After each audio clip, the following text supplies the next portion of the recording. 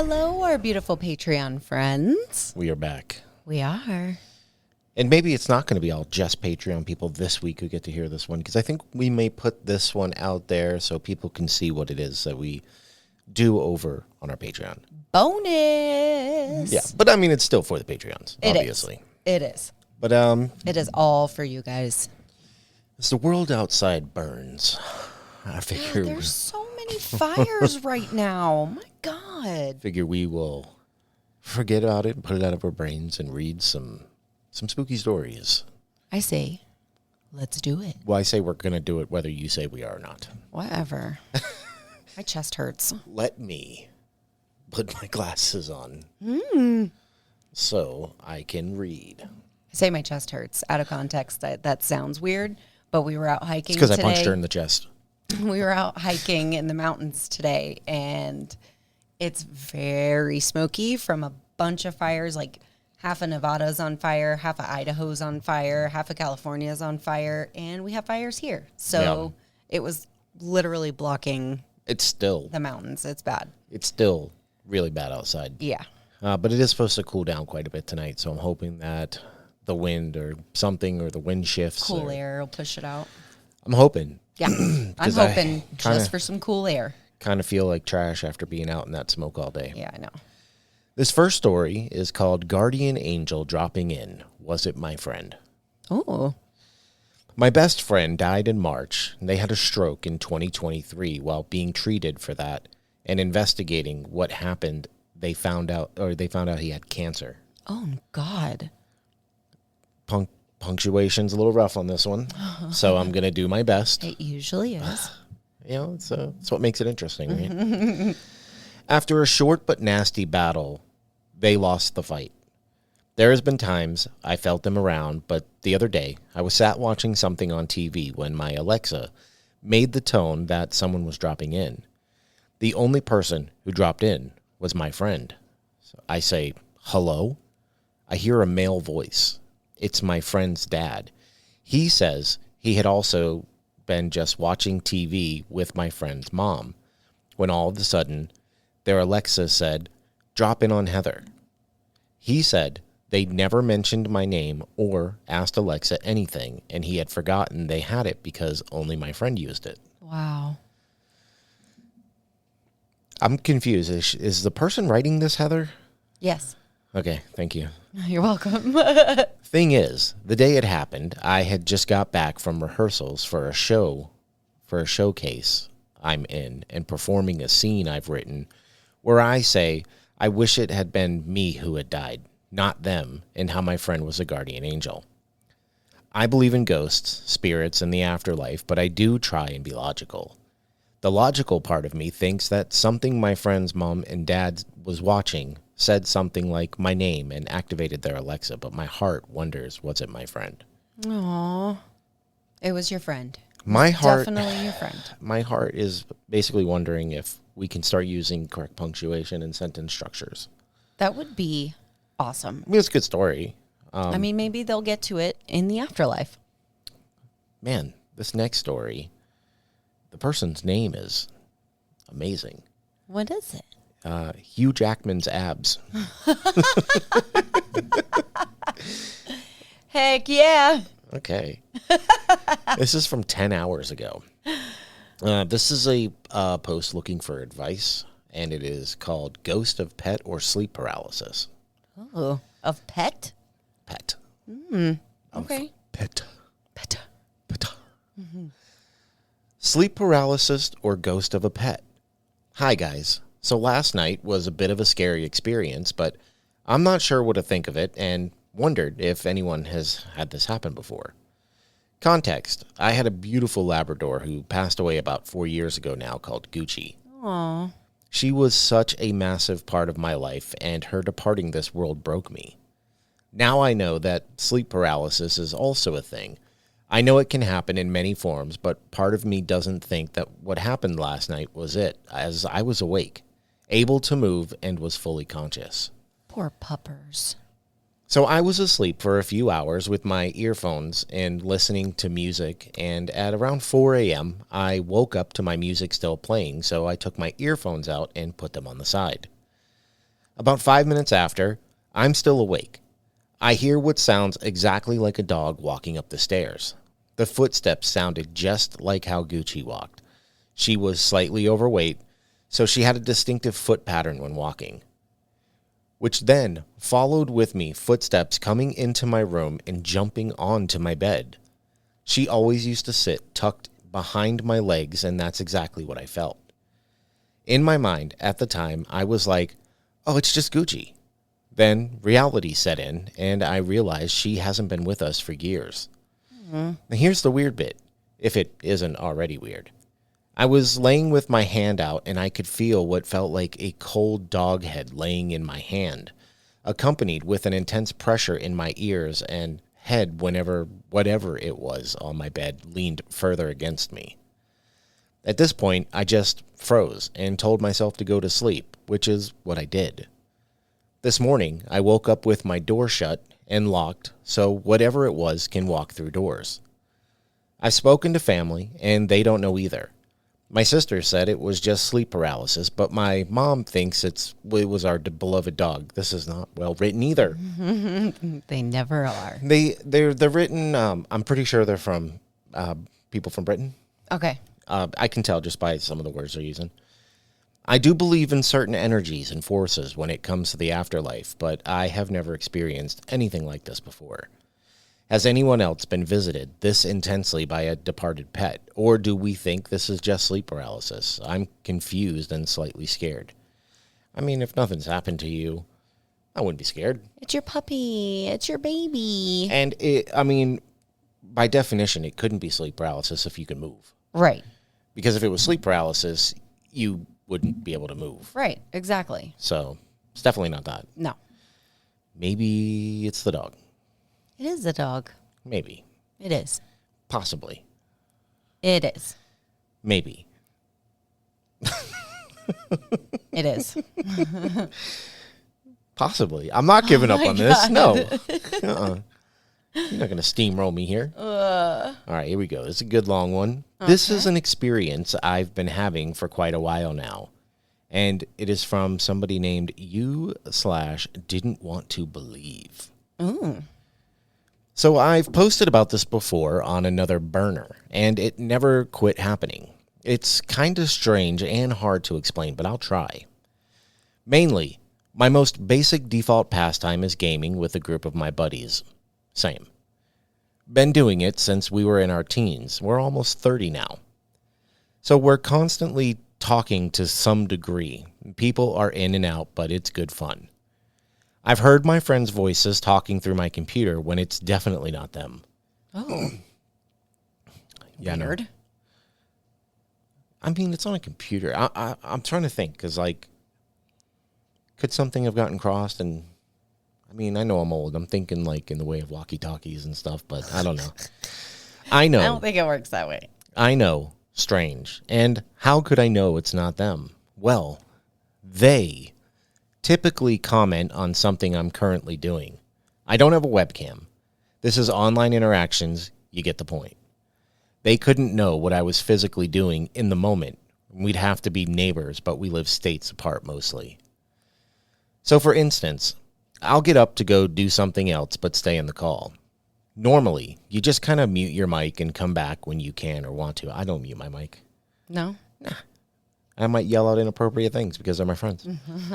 And I'll be cleaning the house or something to that effect, right? And I'll hear through the speaker, well above the indistinguishable chatter, I can hear through my headset, which is pretty much always my default audio device. One of my friends say something like, sweep away, sweep away, sweep away. Normally something super useless, maybe a touch of cryptic, but normally just exactly what I'm doing with almost no abstract idea to it. That's weird, especially since they don't have a webcam. Yeah. Super weird. So, I mean, it would have to be somebody who could see him. Yeah. Now, I'll come back to the call, and at this point just say, well, it did the thing, and the guys basically know what I'm talking about. And that's basically it. The first time it happened, it was a lot wilder, but it seems to have settled into this. Seems completely harmless, but pointless as well. I've even had one of my buddies, the one whose voice it seems to mimic the most, confirm it with me. Basically, he muted himself, and I walked back in my room far enough to be away from the desk, but still be able to see if my buddy was muted. He stayed muted, of course, and after about an hour, I started hearing him say stuff about whatever I was doing at that moment. Took about 4 tries between me and my friend, but we were at least for us able to confirm it. I needed it more than him. What? Okay, I needed it more than him? The confirmation? Yeah. Okay. He, of course, knew he wasn't fucking with me somehow, but I didn't. As far as apparitions go, there were some when it first happened, but I've since chalked that up to my imagination, honestly. It hasn't happened since, and I wasn't able to catch anything on my camera.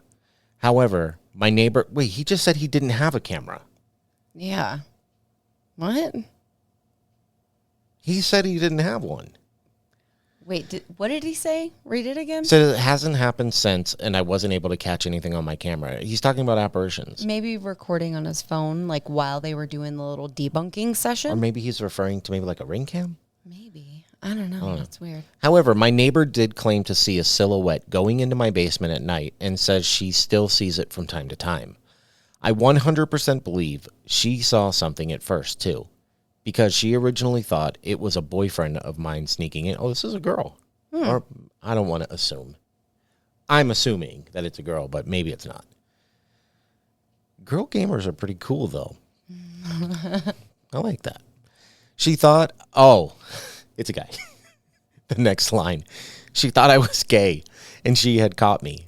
She was super sweet and funny about it. When I explained to her I'm not, and I'm not even seeing anyone or expecting guests, she was terrified. Thought it was an intruder, and hell, maybe it was. But now, I don't really believe her much. I think she's just having fun with the ghosties at this point. Old people get bored. So yeah, I wish I had an experience to tell you, like I saw something fly across the room, or a chair levitate, or something like that. Nah, just a voice mimicking my friend, reminding me what I'm currently doing. I wish I still had the burner when I made the original post. I'm sure if you guys are interested enough, you'll find it. I know I can't. Honestly, I can't even remember what sub I posted it to. Either way, I hope y'all enjoyed my little ghoul story. Interesting. I like that they actually tried to debunk it. Yeah. As well. And like in a very clever way, too. Yeah, I like that. So I think it's really funny to have your elderly neighbor go, "Are you gay?" Just flat out be like, "Is that your boyfriend I saw?" I think that's really funny, man. Like, there's nothing wrong with being gay, but like if you're not and your old neighbor just comes up and is like, "You having guys sneak into your house?" You're like, "What?" No, because I'm an adult. I let them right in the front door. Bow, chicken, bow, wow. Wow, wow. Okay. House on a Graveyard. Update 13. What the? So this must be an ongoing. Okay, we've missed out on a lot. That's okay. But let's go. This is from somebody called Elegant Ad 2603. Context for new readers. In Texas, on the outskirts of Houston, in the east, a 1970s subdivision was built on an 1800s graveyard. The graveyard was considered abandoned, so they cleared the grave markers, but not the graves. Eventually, new homeowners would dig for pools and then find these graves. There's a whole Unsolved Mysteries episode called The Black Hope Cemetery for people who are interested in the story of the subdivision. Wow. There's like full-on stories TV show. like and shows about it. Yeah. That's a straight-up TV show about it. And I use Reddit to document my experiences at my house. Oh, I feel like this is going to be a good one. So anyone that has kept up with my story, that we aren't strangers of things moving in my house. Ever since my first couple of posts, things have always moved, and we have always kind of thought it was one of our children that did it. Any parent will know what I mean. We have really only had 2 or 3 experiences that it was undisputedly not one of the kids, and I have only ever been present for the gray ball incident and the key sliding. Well, about a month ago, I witnessed one more. Oh. In my son's room at night, I was waiting for my son to sleep. I was sitting on the ground as usual, watching some YouTube stuff. Suddenly, I hear something slide across the ground. I looked around to see what was sliding and realized it was the baby bottle that moved. The only way I realized this happened was there was a tear in the nipple of it if you didn't pay attention. What? I don't know. That's what it says, and it leaks. Because it leaks. Okay. Oh, yeah. I noticed there was a milk ring from it leaking on the ground, but it had a smear mark through it, like something moved through it. I was a good 4 or 5 feet away from it, so it couldn't have been me bumping it, and my son had just drifted off to sleep. We've also had a ramp-up of sounds and sightings.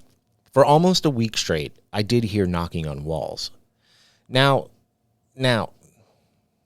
is this house settling during summer? Maybe. However, the house we are in was built in 2021, and the knocking sounds like it is on drywall or wood. I haven't thought of a logical explanation for that one just yet.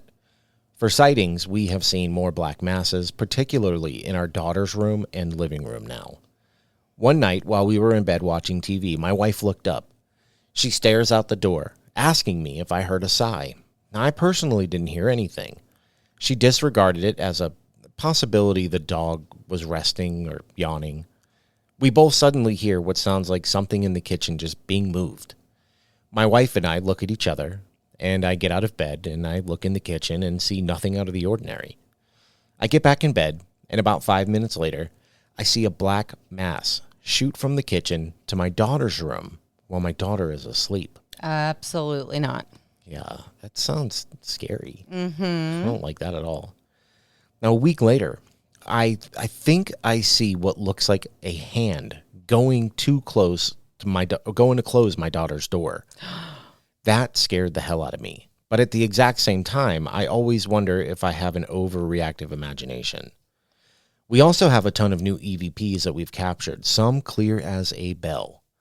Some, we are guessing what they're saying.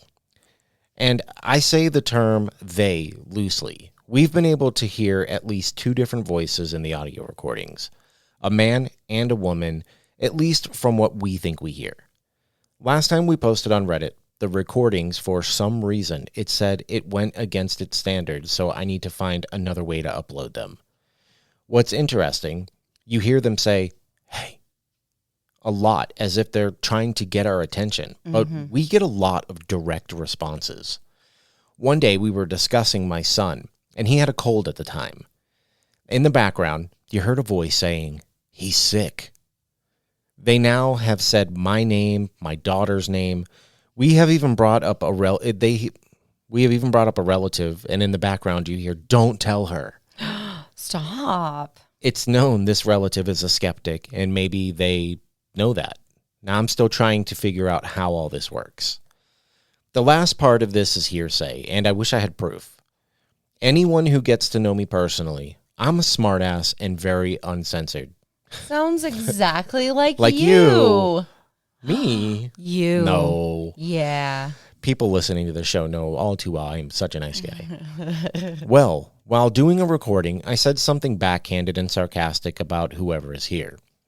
My wife got concerned and told me my comment may be a bit too offensive. So later, I went into the kitchen and apologized. I felt awkward doing it, but, it's hard to refuse that something isn't here and intelligent when I have actual recordings of them responding. After the apology, I went to bed. 20 minutes later, in an obscure corner of my room, I thought I heard, "You're forgiven." Creeped me the hell out. That just gave me goosebumps. Oh my God.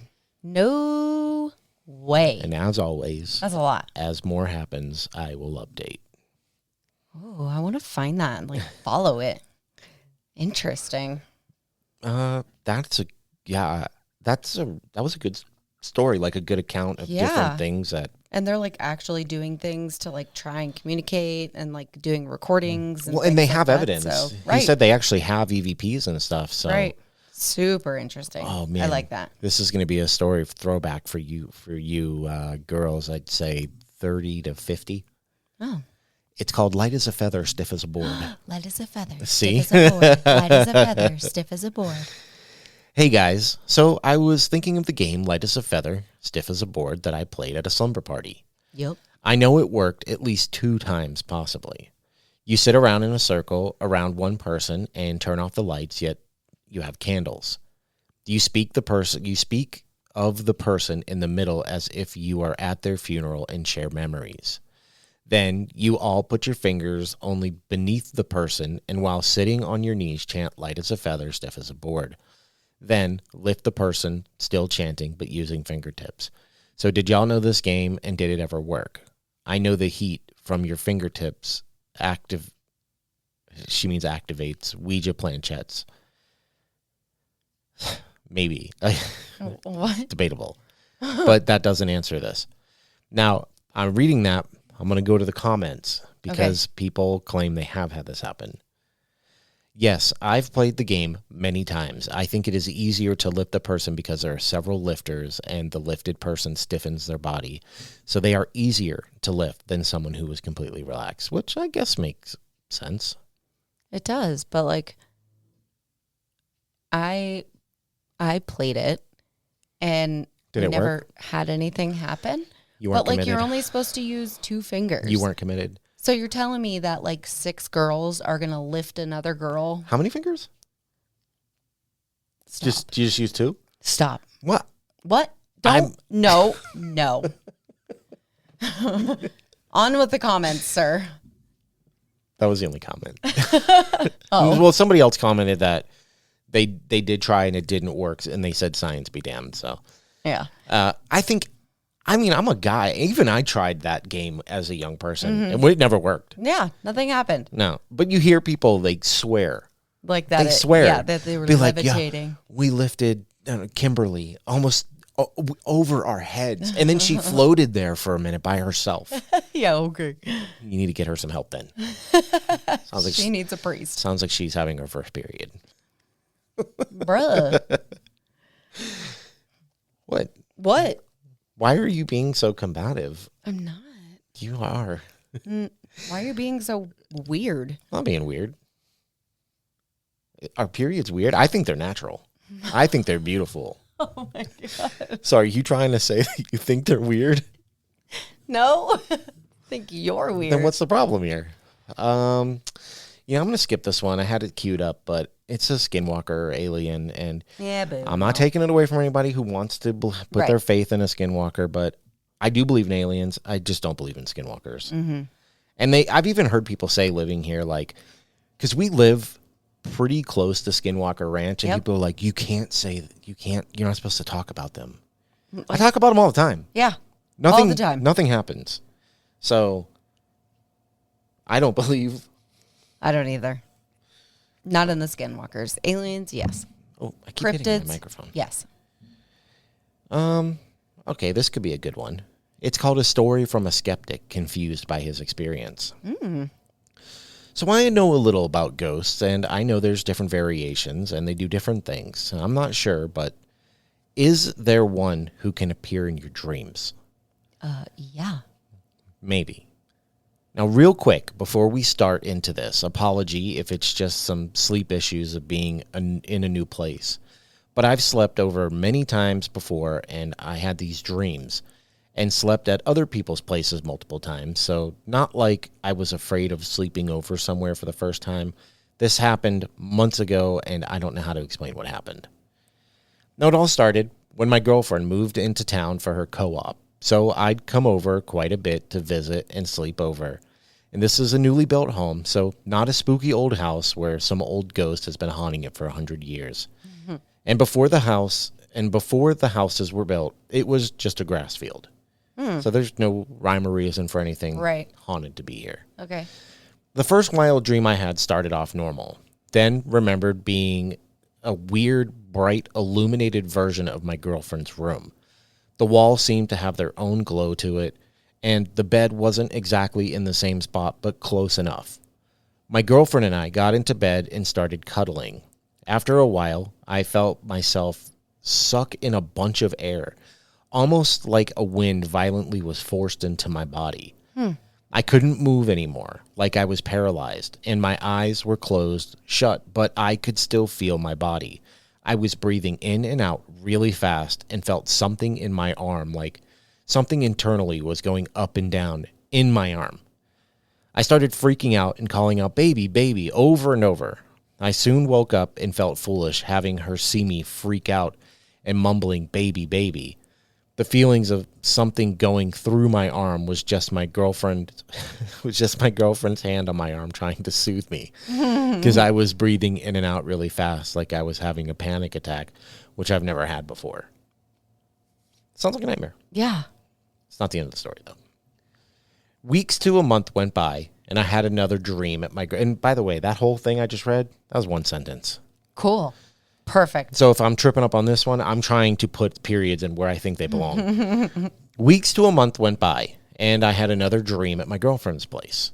I remember driving down the country road to get into town. The scenery is farmlands on the left and right, but a bunch of beautiful trees lined up the road.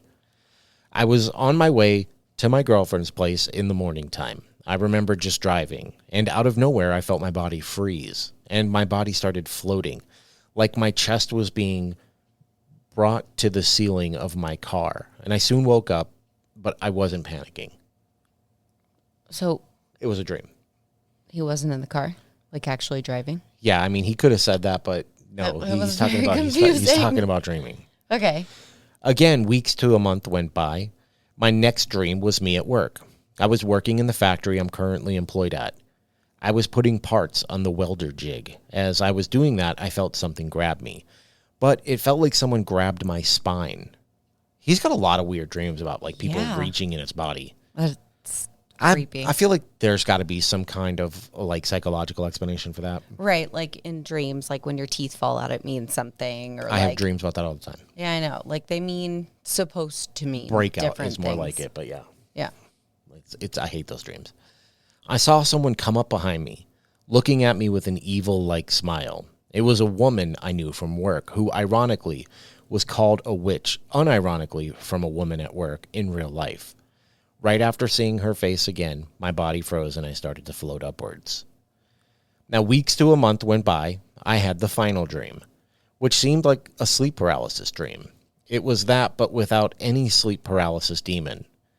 I remember waking up lying in her bed. Everything seemed just fine. I woke up in her bed. All felt fine. I don't know why you said that twice, but okay. I heard my phone vibrate. I reached over to see what the notification was. I felt my hand touch the phone, which was laying beside my head. When I went to bring it up to my face, but in my hand there was no phone. I was confused and tried multiple times to get it. I even tried grabbing it and closing one eye, which did nothing. I still had no phone in my hand. So, RSISIED? Okay. I don't know what that's supposed to spell. Right. I'm going to say, I think he's saying raised my voice. Okay. So raised my voice trying to call my girlfriend to wake me up, which she hadn't heard me say anything. I soon woke up and everything was fine. I was curious if this was some kind of ghost encounters in my dream. Maybe someone could help me understand if there is a ghost like that. Also, felt like relaying my weird story. After that dream, I hadn't had them anymore, and my girlfriend had moved out to go back to the city for university. I think you just have weird dreams, bro. Could be aliens. He feels like he's floating. It sounds like a lot of alien abduction. Yeah, they like him. Or I don't know. I mean, I've woken up after like sleeping on my hands, and you think you feel your hand, but then you're Right. like flump, and you just flop your hand over. Trying to open the door with your hand like that, you're like, Yeah, and it doesn't work. I know. I mean, it could be a bunch of things. It could be stress. Yeah, that's true. The more stressed I am, the more weird ass dreams that I have. So, But I will get say, it. there was like 5 periods in that entire thing. Wow. It was hard to read. So five periods per paragraph. No, like Or there was like- 1 period per paragraph. That's what I meant. It was nothing but commas. Oh my god. People, man. Need better schooling. Punctuation, people. Yes. Now this one's called Footsteps in the Hallway, Part 5. Ooh. It's from somebody named Brotato Chip 411. Potato chip. I like it. So, dude, I like it. So, dude, the potato chip, dude. Potato chip. Yeah, dude. Footsteps in the hallway, part 5. After leaving the library, I realized I hadn't eaten anything since that rushed breakfast in the house, and my stomach reminded me with a sharp pang. I decided to stop by the local diner for lunch. The diner was nestled between an old hardware store and what looked like a long-abandoned antique shop. The neon open sign buzzed in the window, its dull glow cutting through the overcast sky. I parked out front and walked in, the little bell above the door chiming softly as I stepped inside. This is very detailed, Yeah. and I like it. Sounds like a book. Yeah.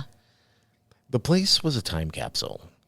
Booths upholstered in cracked red leather, a counter with chrome bar stools and faded black and white photos on the walls. It felt like the kind of place that hadn't changed in decades. But despite its cozy charm, there was something off. There was something off about everywhere and everything in this town. There were only a handful of people inside. 2 men in coveralls sat at the counter, eating their sandwiches without a word, while a couple sat in the far corner, quietly sipping their drinks.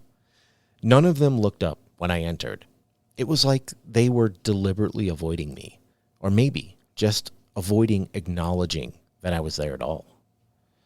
I slid into a booth by the window and grabbed a menu from the holder. The choices were simple: sandwiches, burgers, fries, and I wasn't picky. I just wanted to eat and get back to piecing together what I'd found in the library. The waitress approached my table, her posture stiff and eyes were oddly vacant.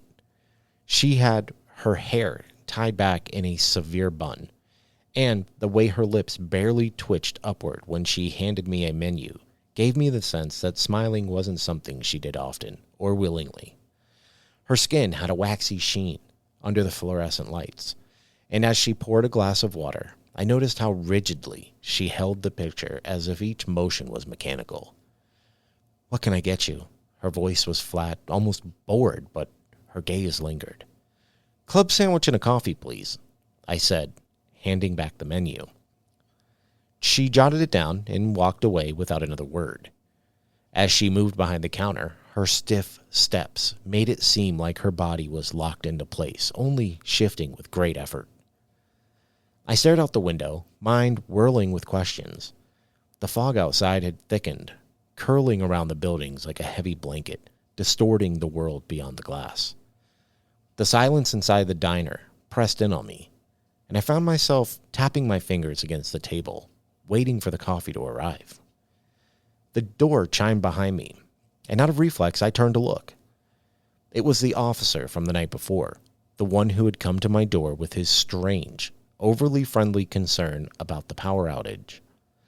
His face was still the same, that unsettling mix of forced warmth and something darker underneath. His eyes landed on me immediately, and a smile tugged at his lips. He walked over, slow and deliberate, and without asking, slid into the booth across from me. "Afternoon," he said, leaning back in the seat like we were old friends. "Didn't expect to see you here." I just nodded, not sure what to say. "Just getting some lunch." "Funny thing," he said, that eerie smile still plastered on his face. "Whole area lost power last night, but your place seemed just fine. You're lucky." He glanced at the books and papers scattered across the table in front of me, and his smile shifted. "Doing a bit of reading, I see. Library's got a good collection, huh? Anything interesting?" I stiffened, casually moving my hand to cover some of the more revealing notes I'd scrabbled. "Just doing some research on the house," I said, keeping my voice neutral. "I wanted to know more about its history, the land." His eyes narrowed slightly, but the smile never left his face. "The house. That old place has been around for ages. Not many folks look into that kind of thing." He paused, tapping the edge of the table lightly. "Seems like a lot of work for just curiosity." He knew exactly what I was looking into.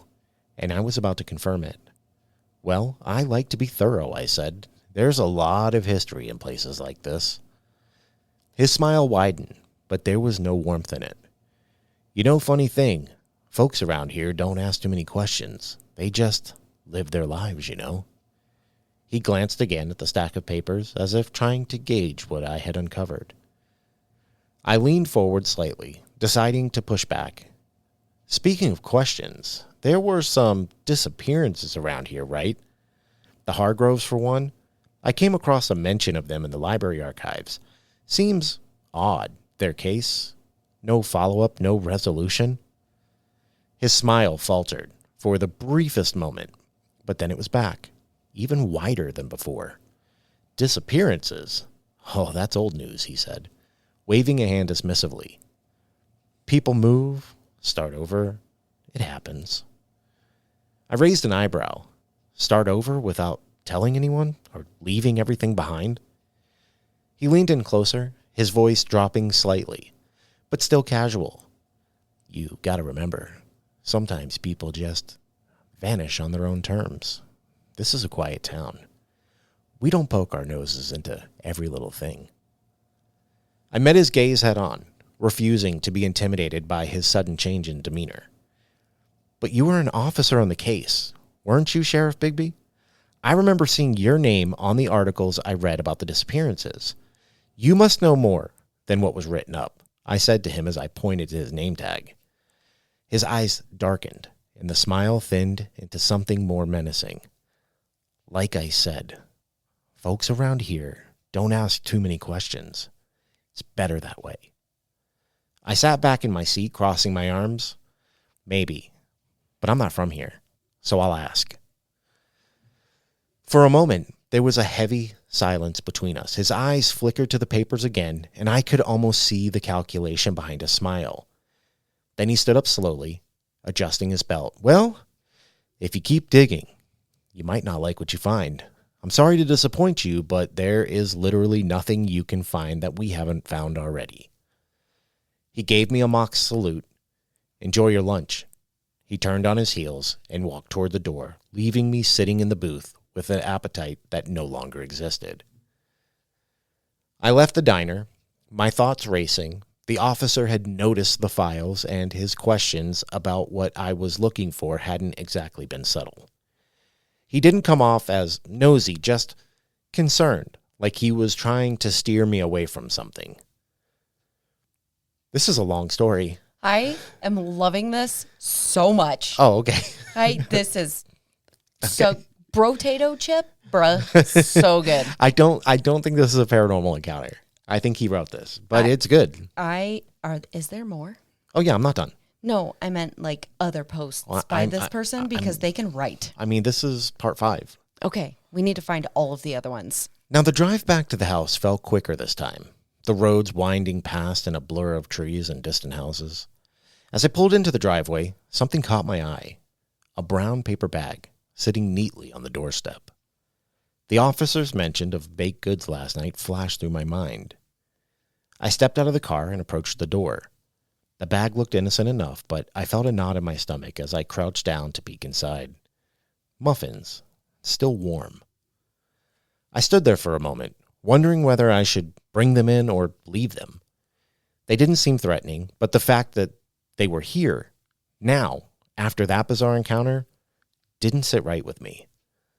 I finally picked up the bag and carried it inside, and placed it on the counter, pushing it aside without another thought. I had more pressing things to focus on. The files and books from the library were spread across the kitchen table, and one detail kept nagging at me. A name that appeared in the land records across multiple generations.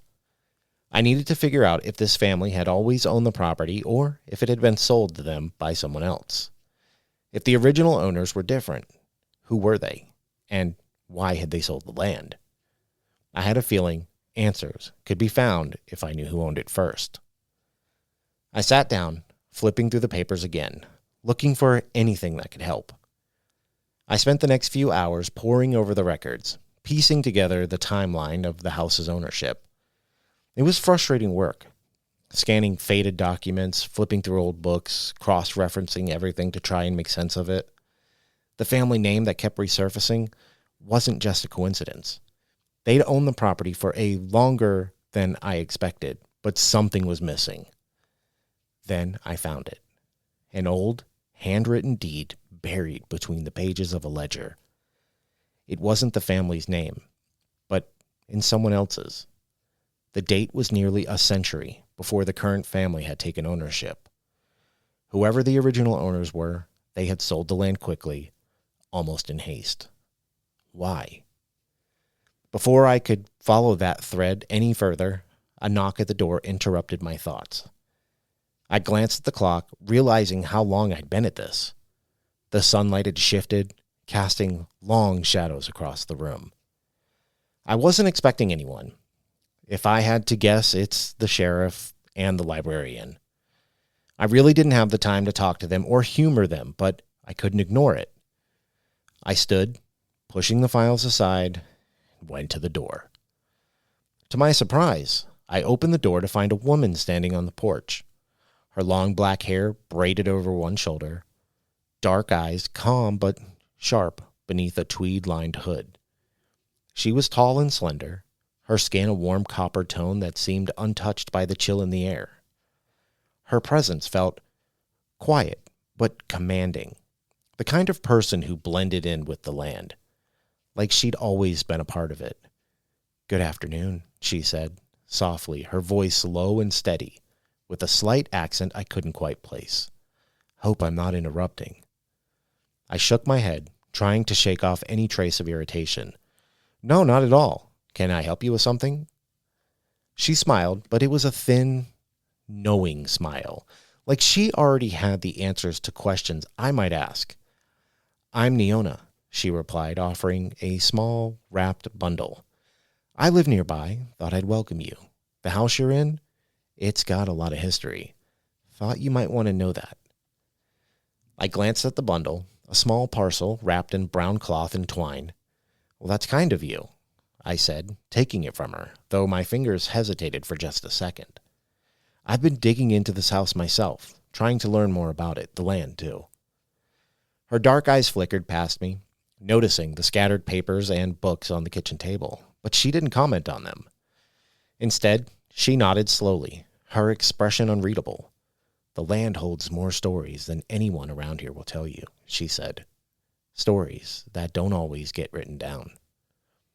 Her words hung in the air, weighty, like they carried more meaning than I could grasp.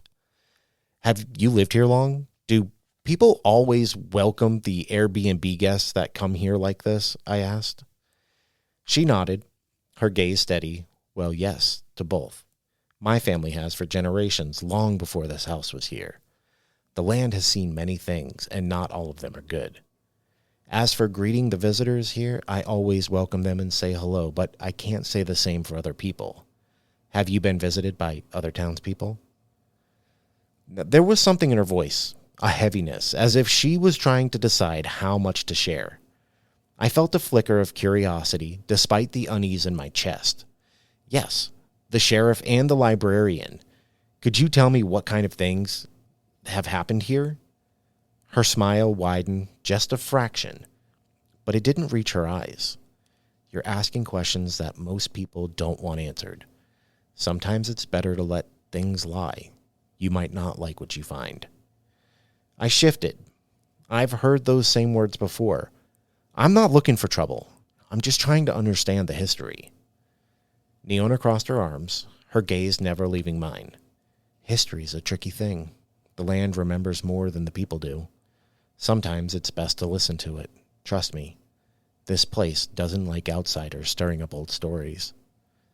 Now, her tone was calm, but there was an edge beneath it that I couldn't ignore. I swallowed, wondering what I'd stepped into. "I just want to know the truth." Neona's eyes softened slightly, but the intensity in her gaze remained. "Be careful with that. The truth can be a burden, and this place has a way of holding on to people. I see you are a person of the land, too."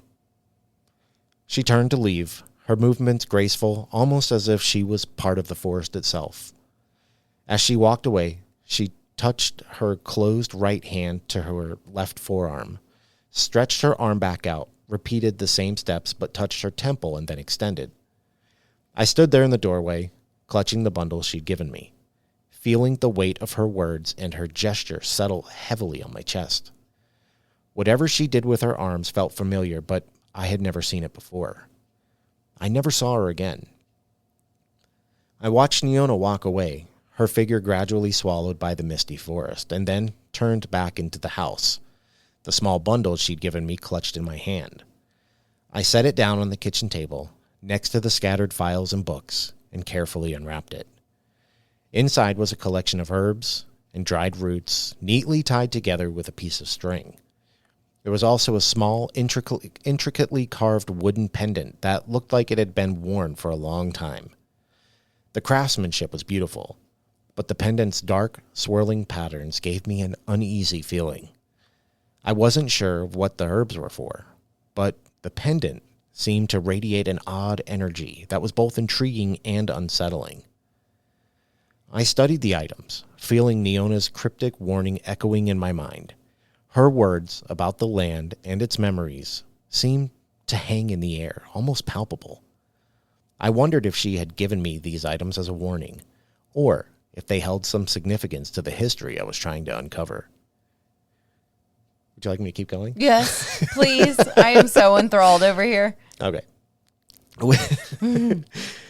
With a sigh, I returned to my research. I spread out the papers and started going through the land records again.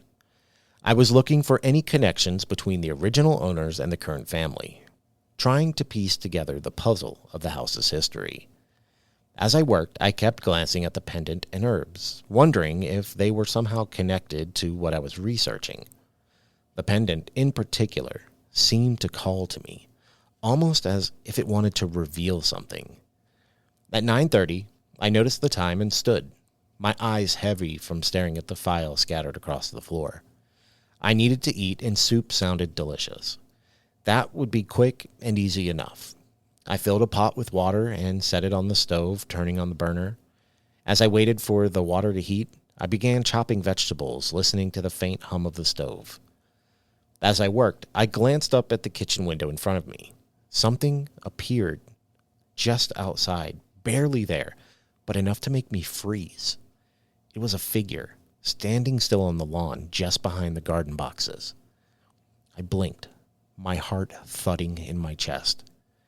And in that split second, it just vanished.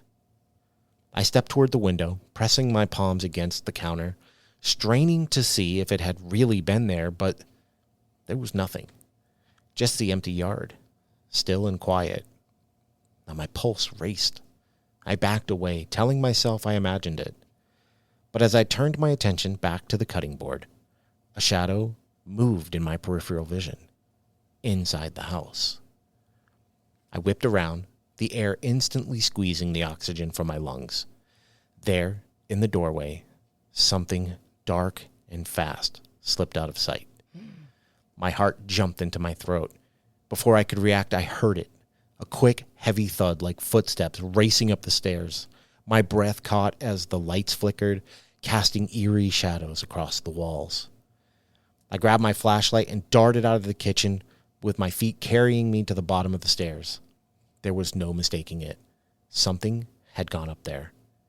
I hesitated for a second, adrenaline surging, then chased after it. The steps groaned beneath me as I ascended, the house around me thick with amusement. Halfway up, the lights flickered once more. By the time I reached the top, they cut out completely, plunging the entire house into pitch black darkness. I stood there, the flashlight shaking in my hand, the beam barely cutting through the darkness. I couldn't see anything at the end of the hall ahead, but I could feel it. Something was there, just out of reach, waiting. Just then, I noticed a blotch of darkness creating a dark hole in the flashlight beam. A hand, black, charred, and cracked like it had been burned and left to rot, slipped its slimy flesh into the light. Its fingers twitched unnaturally, dragging across the floor, reaching for something. The sight of it stopped me cold. Then, The smell hit. A sharp, overwhelming stench of rotten eggs that filled the air so quickly I nearly choked. Evil. That means evil. Yeah, generally. Yeah. That's what I would guess. My throat tightened and I gasped, fighting the urge to retch as the foul odor clung to the back of my tongue. The smell was so putrid, I didn't have time to react to what I was seeing. By the time I caught my breath, it was gone. I gathered all the courage I had and moved slowly down the hall. My pulse thudded in my ears, each step forward feeling heavier than the last. At the end of the hall, the door to the back bedroom stood slightly ajar. I could see nothing but shadows through the crack, swallowing my fear. I nudged the door open with my foot, the creak of the hinges loud in the silence.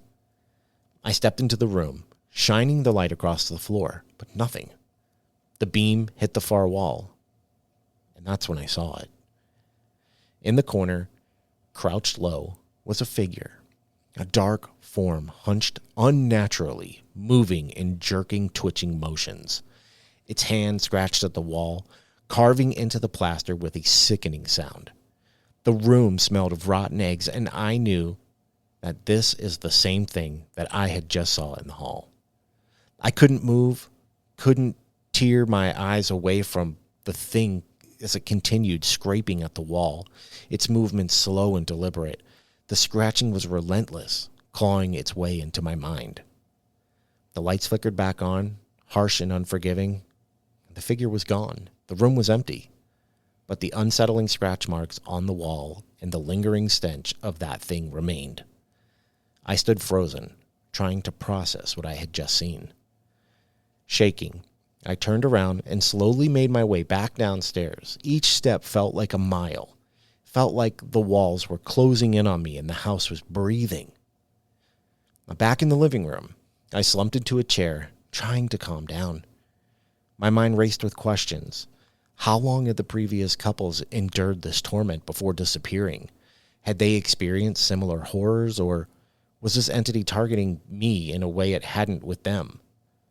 I glanced around the room, and the normalcy of it now jarring against the terror of what I had just witnessed.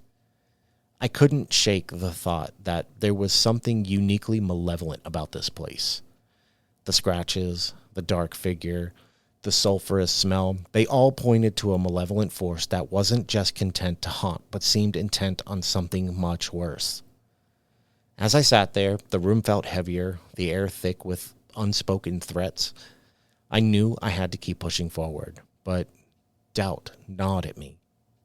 What if this wasn't just a series of random, unrelated events, but a deliberate pattern of terror meant to drive me away, or worse? I forced myself to shake off the shock and head back downstairs. I needed to get a grip. I couldn't just sit around terrified. I held the flashlight tight and began a slow sweep of the house. The kitchen and the living room were clear. No overturned furniture, no more strange creaks. I checked the hallways, corners, every shadow. The smell of sulfur was still faintly hanging in the air, but other than that, everything seemed normal again. Once I assured myself there was nothing hiding in plain sight, I returned to the kitchen, trying to steady my breathing. The water on the stove had already come to a low simmer, and the vegetables sat half-chopped on the counter untouched. I went back to the cutting board, trying to focus on the rhythmic sound of the knife slicing through the vegetables. It was oddly soothing, but my mind wouldn't quiet down. It spun with everything that had just happened, all the strange things since I've arrived. How much did the Hargroves really deal with before they were gone? Did they have strange visitors? Did they catch melted flesh dancing in flashlight beams? Or was this, whatever it was, ramping up for me? Trying something new? This all seems more extreme than what the couples complained about in their 911 calls. I stirred up the soup, my hands trembling slightly. What if all this gets worse? Am I in way over my head here? I've never been a skeptic. I've always believed in the paranormal, but this is horrific. I finished chopping the vegetables, tossed them into the pot, and stirred, trying to focus on the simple task. The bubbling of the water filled the silence, but my mind kept wandering back to the shadow on the stairs, the hand in the flashlight beam. I couldn't shake it. The soup finally finished cooking, and I poured myself a bowl. It tasted bland, but I wasn't hungry anyway. I ate mechanically, my mind still racing. I pushed through, cleaned up the dishes, and wiped down the counters. As I grabbed a towel to dry my hands, something caught my eye. A scrap of paper tucked under the edge of the counter. I bent down and tugged it free. It was old, yellowed, with frayed edges, as it had been there for years. It wasn't a full piece of paper, just a corner. But there was writing on it, faded ink, barely legible. Quote, "Last ones." I stared at it, my mind trying to make sense of the words, last ones. The Hargroves, or someone before them? I ran my fingers over the fragile paper as if more answers would just reveal themselves, but nothing else came, just the cryptic message. It was too much to process tonight. My head felt heavy, my body drained. Whatever that scrap meant, I'd have to figure it out in the morning. I folded the paper carefully and slipped it into my pocket. The exhaustion, it hit me hard, and I decided it was time to go to sleep. And I decided that this is where I'm ending this. Stop. I will see if I can save it, and maybe we'll finish this out. Oh my God. That was so good. I wonder how long it is. I don't know, but it was so Oh, it's so all right. good. You know what? No, it's almost over. Okay. You better finish. That's what I thought. Okay. So good. It's almost over. I couldn't stay here. Not tonight. The idea of going to bed right below the room where I'd seen that thing scratching at the wall made my stomach turn. Sleep in that house? No way. Grabbing a blanket and a pillow from the couch, I headed outside. The cool night air hit my face, a welcomed change from the stifling tension inside. I locked the front door behind me, not that it would do much against whatever was in there. I tossed the blanket into the passenger seat of my truck, folded down the back, and crawled inside. I pulled the pillow under my head, wrapped myself in the blanket, and stared out the windshield at the dark, empty dirt road. Safe in the truck, I could finally take a break. But sleep didn't come easy. The wind outside rattled the trees, and every creak, every rustle made me sit up, my heart pounding. The house loomed in the rearview mirror, its windows dark and cold. As I lay there, the weight of everything hit me. The disappearances, the strange things I'd been seeing, and that message on the scrap of paper.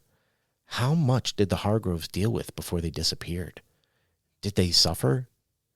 I clutched the blanket tighter around myself and tried to quiet my mind, but I couldn't help but think whatever had tormented them was now coming for me. Eventually, exhaustion took over. I fell asleep, uneasy, waiting for the morning light to bring some sort of clarity. I need all the parts. All the parts to that.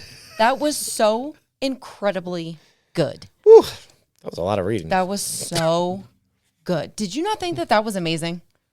Yeah, it was really good. Patreon people, can you get excited, more excited than he is with me on how amazing that was? I have to read it all. Okay. Out loud. The other crap we get with no punctuations, like No. was so in-depth and so descriptive. It was, but amazing. What? it's more like a book. Okay, cool. But I thoroughly enjoyed it, and it was terrifying. Hey, there's no rules here on this show. That's right. And a good story is a good, and it was a good story. It was We a do really, what we want. Yeah, it's my body. I do what I want. I roll with 10 gangs. I roll with 10 gangs. But yeah, that is a good story. I think we'll keep an eye out. Maybe I can search for them, Okay. and maybe we'll Like the name of the person? what was called. I didn't like. I just closed it. It was called Footsteps in the Hallway Part 5. I'm imagining there are other parts to this. So let me see. Can I find it? Brotato chip. Footsteps in the Hallway Part 4, Part 3, Part 2, Part 1. They're all there. Looks like the story may have been written, rewritten, and rewritten again. Wow. Okay, Brotato Chip. We So- will see you soon, buddy. Maybe I will. I don't know. I don't want to make this show just this. No, but we could do a couple, and it's only 5. Yeah, that was pretty long though. That was a half an hour. Okay, so we can do 2. I'll tell you what, Patreon, And then if 2 more. you like the story, you let us know. And if you would like to hear all 5 parts, maybe over the course of like 2 or 3 behind the booze, we'll read the whole story. You better say you like it. I'll just read it to you, okay, babe?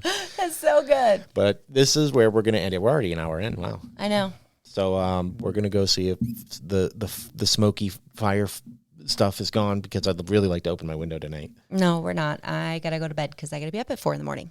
Yay. What does that have to do with opening the window? I don't want to open the window. I won't go in the night. I meant the bedroom window. Okay. All right. Bye, friends. Bye, guys. Bye.